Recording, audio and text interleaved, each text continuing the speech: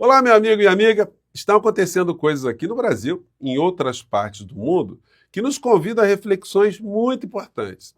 É o que farei com vocês hoje aqui no nosso Portal do José, meio que quebrando essa lógica, essa rotina, de ficarmos presos às análises apenas das pautas do cotidiano, que não deixa de ser também uma espécie de processo alienante. Na medida que todos nós aqui nas redes sociais nos ocupamos nas análises dos fatos instantâneos, a gente acaba por perder a noção do todo, do fio da história. A gente fica sem entender por que algumas criaturas têm comportamentos aparentemente insanos, comportamentos radicais, comportamentos negacionistas e como é que essa história toda se encaixa nesse todo, né? Bom, vou conversar com vocês sobre o que está acontecendo, vamos trazer aqui alguns fatos muito importantes, mas é sempre muito importante também convidar você, que já faz parte aqui do nosso portal, para continuar a convidar pessoas. Você que está chegando agora, se inscreva. Nós estamos competindo lá no IBEST, graças a vocês estamos novamente entre os primeiros. Enfim, são formas que você tem para ajudar a que as reflexões que nós fazemos aqui nos nossos canais cheguem a mais pessoas como você, tá legal? Nunca se esqueça também do seu joinha, seu comentário, e se puder, venha também para o nosso clube de membros. Você que é muito bem-vindo e muito bem-vindo. Gente, olha, como nós estamos aqui no meio de um feriado prolongado, vamos dizer assim, os acontecimentos no mundo da política, da economia, eles perdem a intensidade, eles perdem a frequência. Mas aqui no Brasil as coisas continuam a acontecer. Nós tivemos ontem a saída de um ministro, o Carlos Lupe saiu da Previdência Social.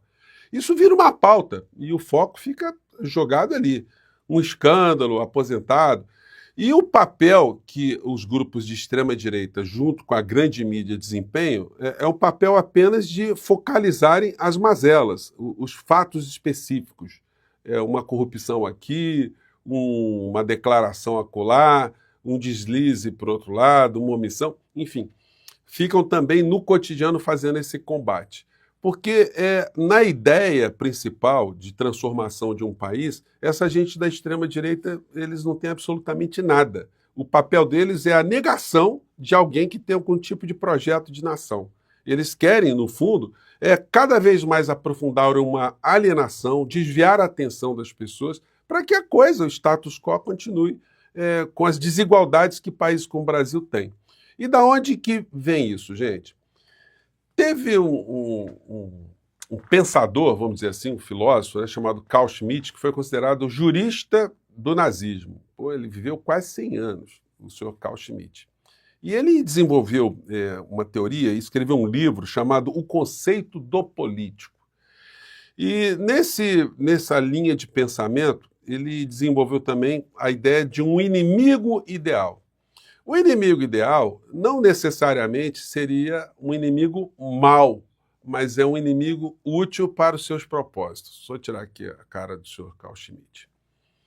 Porque ele provoca, né, ou ele propicia a criação de inimigo ou de inimigos, uma coesão na sociedade, por menos real que seja esse inimigo. Se ele atingir o objetivo, se ele for utilizado, se a imagem desse inimigo for utilizada para você coesionar a sociedade, está cumprindo o papel. É o que faz a extrema-direita desde sempre. Quanto mais eles arrumam inimigos internos ou inimigos externos, mais eles conseguem provocar uma alienação e uma coesão. E isso possibilita uma exploração econômica em países como nós, e até em países desenvolvidos também, porque a dominação econômica, ela precisa que seja acompanhada principalmente de uma dominação cultural, que a mente do dominado esteja conformada com aquele tipo de situação, que ele não consiga enxergar uma outra perspectiva além da perspectiva que é introjetada nele todos os dias. Nós vimos agora, essa semana, aniversário da Rede Globo de televisão, 60 anos de Rede Globo de televisão.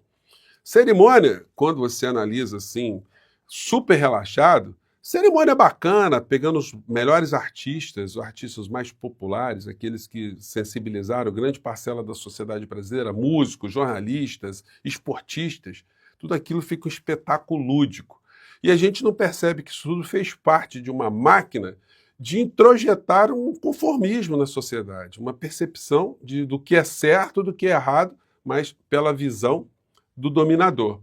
Isso cria no nosso país, em outros países também, uma geleia geral muito grande.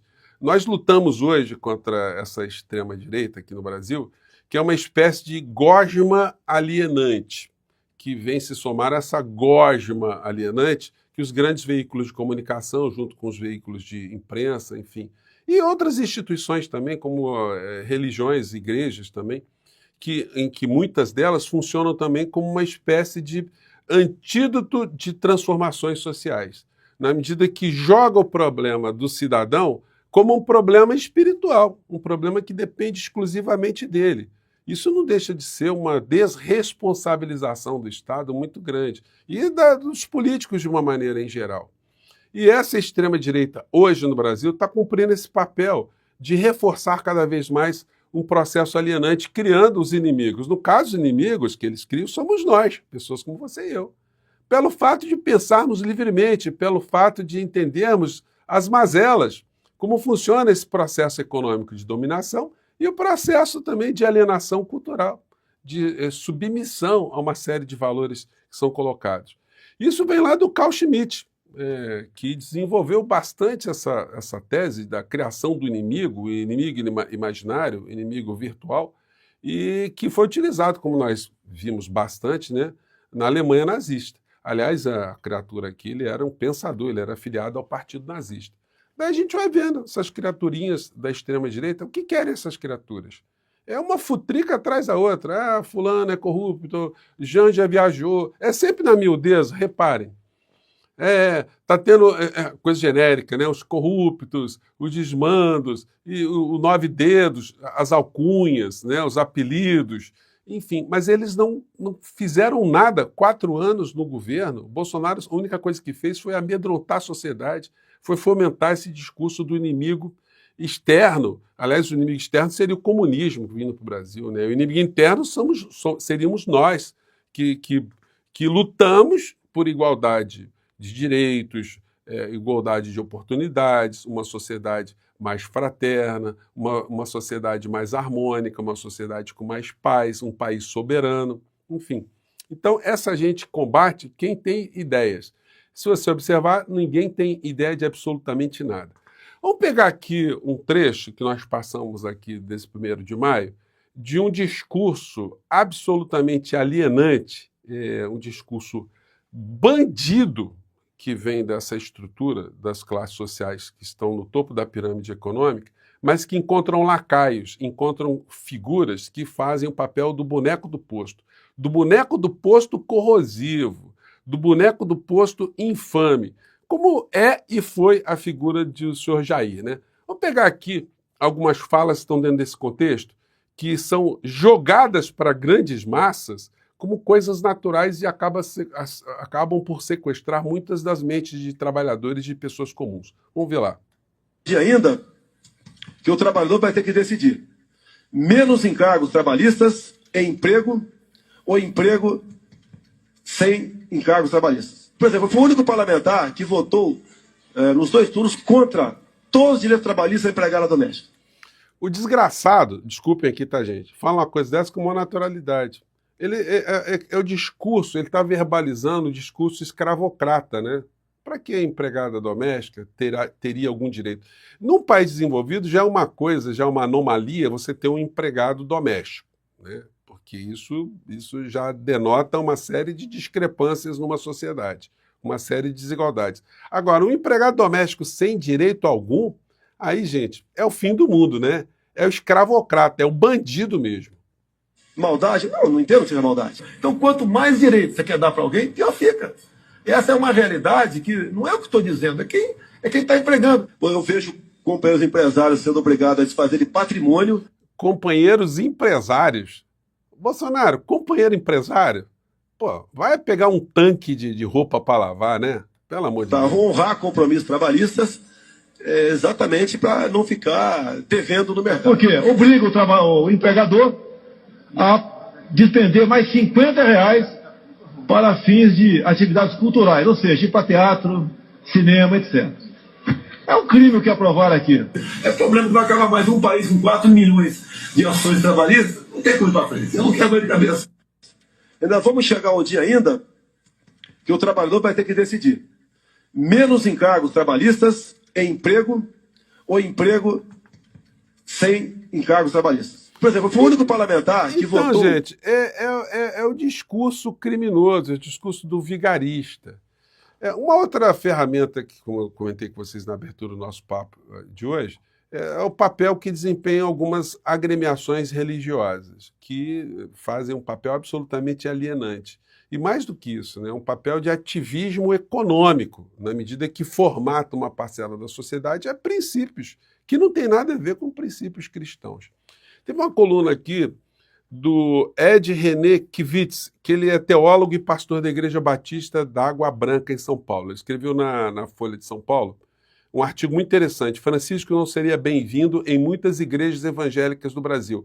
E ele tem um local de fala, né, porque ele é evangélico, ele é, enfim, pastor. Eu vou colocar aqui o resuminho dito por ele mesmo. Vamos acompanhar aqui. Opa. Vamos lá, fala, meu amigo, vamos lá. Francisco não seria bem-vindo em praticamente nenhuma denominação evangélica no Brasil. Francisco era absolutamente crítico do consumismo, do capitalismo, do neoliberalismo. Foi genial quando disse que o oposto da fé não é incredulidade, mas idolatria. E disse que o principal ídolo do mundo contemporâneo é o dinheiro. Ele fez uma mudança do eixo de poder da igreja, da Europa e América do Norte, para a América Latina, Ásia e África. Tudo isso é Francisco.